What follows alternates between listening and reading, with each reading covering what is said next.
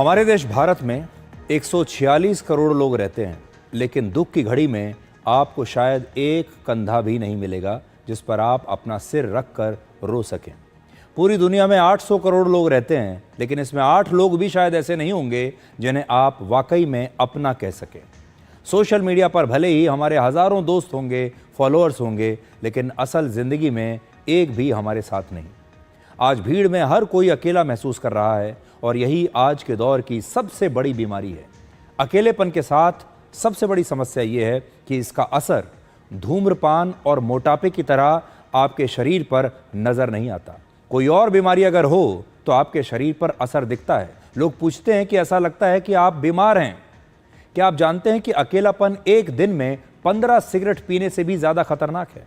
अकेलापन समय से पहले मौत के खतरे को 25% तक बढ़ा देता है। अकेलेपन से ब्रेन स्ट्रोक और हृदय रोग का खतरा 30% तक बढ़ता है। यह डिमेंशिया के खतरे को 50% तक बढ़ा देता है।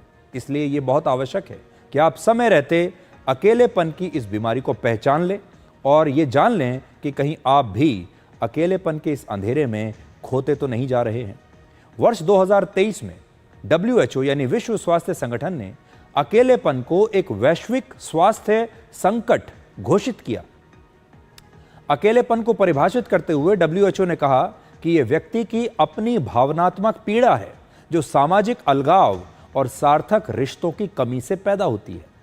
आज अकेलापन दुनिया भर में एक गंभीर बीमारी का रूप ले चुका है। जापान और दक्षिण कोरिया जैसे देशों में लोग इस कदर अकेले हो चुके हैं कि अगर उनकी मृत्यु भी हो जाए तो कई कई दिनों तक बाहरी दुनिया को उनकी मौत के बारे में पता नहीं चलता। इस कहानी को सुनिए। पिछले साल जापान में करीब 76,000 लोगों की मौत उनके घर में अकेले हुई। इनमें करीब 4,000 मौत ऐसी थीं जिसमें करीब 1 महीने के बाद बाहर के लोगों को उनकी डेड बॉडीज मिली। जापान में अकेलेपन को दूर करने के लिए ज्यादा उम्र के लोग कई बार जानबूझकर अपराध करने के लिए भी तैयार हो जाते हैं, जिससे कि उन्हें सजा मिले और सजा के बाद वो जेल में दूसरे लोगों से मिलकर कुछ बातचीत कर सकें, उनका मन लग जाए। भारत में भी अकेलापन तेजी से फैल रहा है और इसकी मुख्य वजह है भारतीय समाज में आया एक नया बदलाव। पहले हमारे परिवार में माता पिता, दादा दादी, नाना नानी के साथ हम अपना सुख दुख शेयर कर लिया करते थे। जॉइंट फैमिली होती थी, लंबा चौड़ा हंसता खेलता परिवार होता था। लेकिन अब यह पुराने ज़माने की बात है। अब जॉइंट फैमिली की जगह न्यूक्लियर फैमिली ने ले ली है। महानगरों में अब डिंक्स यानी डुअल इनकम नो किड्स का चलन बढ़ रहा है, जहां सिर्फ परिवार में पति पत्नी ही रहते हैं और वो बच्चे तक पैदा नहीं करना चाहते। बच्चे भी इसलिए नहीं पैदा करना चाहते कि वो ये जानते हैं कि अगर बच्चे पैदा किए तो उनकी देखभाल करने वाला परिवार में कोई नहीं। पहले हम अनजान लोगों से भी बात कर लिया करते थे।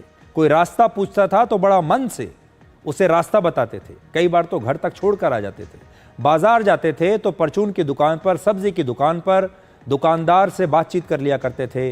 लोगों से उनका हालचाल पूछ लिया करते थे। चाय की दुकान पर कई बार अनजान लोगों से बात कर लिया करते थे। अपने दोस्तों से कहते थे कि चलिए चाय की दुकान पर मिलते हैं। लेकिन ऑनलाइन शॉपिंग की वजह से अब बाजार आना जाना भी बंद हो गया। अनजान लोगों से बातचीत बंद हो गई। उस दुकानदार से कभी कभी जो हालचाल पूछ लिया करते थे वो भी बंद हो गया। किसके घर में क्या चल रहा है, कुछ सुख दुख अगर बांटने का समय आता था वो सब भी बंद हो गया, क्योंकि किसी के पास समय नहीं। और बाकी की जो कसर है वो वर्क फ्रॉम होम ने पूरी कर दी। 2021 के ग्लोबल सर्वे के मुताबिक भारत दुनिया में अकेलेपन से प्रभावित होने वाला तीसरा सबसे बड़ा देश है। और इस रिपोर्ट में लिखा है कि भारत के शहरों में 43% लोग अकेलापन महसूस करते हैं। और एक और चिंता में डालने वाली बात यह है कि 13 से 15 साल की उम्र के 25% बच्चे अकेलापन अनुभव कर रहे हैं। सोशल मीडिया की वजह से भी अकेलापन तेजी से बढ़ा है। सोशल मीडिया की लत युवाओं में अलगाव और डिप्रेशन को बढ़ा रही है। आजकल भावनाओं को व्यक्त करने के लिए किसी की आंखों में आंख डालने की ज़रूरत नहीं है, किसी के सामने बैठने की ज़रूरत नहीं है, किसी का चेहरा देखने की ज़रूरत नहीं है, किसी को मुस्कुराहट देने की ज़रूरत नहीं है, किसी की आंखों में आंसू देखने की ज़रूरत नहीं है। क्योंकि अब लोगों ने अपनी भावनाओं को व्यक्त करने के लिए इमोजीज़ का इस्तेमाल करना शुरू कर दिया है। आजकल सारे रिश्ते, सारी भावनाएं सिर्फ इमोजी के ज़रिए हम बता देते हैं। खुश हैं तो खुशी की इमोजी भेज देते हैं, और अगर दुखी हैं तो रोने वाली इमोजी भेज देते हैं। कभी कभी तो कितना समय हो जाता है जब हम अपने दोस्तों का चेहरा नहीं देख पाते। अकेलेपन की बीमारी को लेकर अलग अलग देशों में अब नई नई पहल की जा रही है। जैसे दक्षिण कोरिया में बुजुर्गों के लिए हैप्पी कैब्स चलाई जा रही हैं। ये एक कैब सर्विस है जिसमें बुजुर्ग नए नए लोगों के साथ बैठकर इस कैब में उनके साथ घूमने जा सकते हैं, थोड़ी मौज मस्ती कर सकते हैं। इस दौरान वो नए लोगों से मिल सकते हैं, उनसे बातचीत कर सकते हैं, उनका अकेलापन दूर हो सकता है। इस प्रकार की नई कैब्स चलाई जा रही हैं। ब्रिटेन ने तो वर्ष 2018 में ही पहली बार लोनलीनेस मिनिस्टर की नियुक्ति की थी। एक अलग मंत्रालय, एक अलग मंत्री जो सिर्फ ये देखेगा कि हमारे देश में लोग अकेलापन तो नहीं महसूस कर रहे। अकेलेपन की बातचीत करके हम आपको डराना नहीं चाहते, बल्कि आपको जगाना चाहते हैं।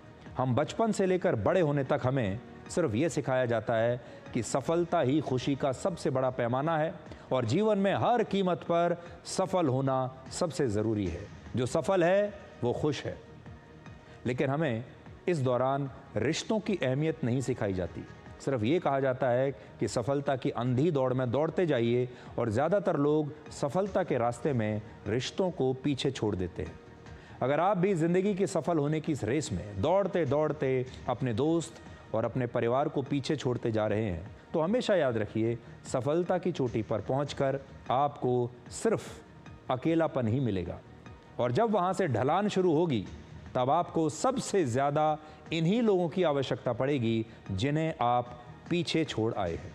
इसलिए अगर आपके आसपास कोई ऐसा व्यक्ति है आपके परिवार में जो अकेलापन महसूस कर रहा है, अगर आपके आसपास आपके परिवार में कोई ऐसा बच्चा है जो कटा कटा सा रहता है, अकेला रहता है, जिसका मन नहीं लग रहा है, तो उससे तुरंत आज ही बात कीजिए। और ये कोई मन का खेल नहीं है, अब ये एक बीमारी का रूप ले चुका है।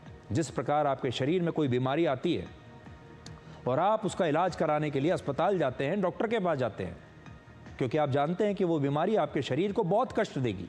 ये अकेलापन की बीमारी भी बिल्कुल वैसी ही है। इसलिए सबसे पहले अपने घर में इसके बारे में बात कीजिए, दोस्तों के साथ बात कीजिए, और तब भी अगर ये काबू में नहीं आती है बीमारी, तो फिर डॉक्टर के पास जाइए।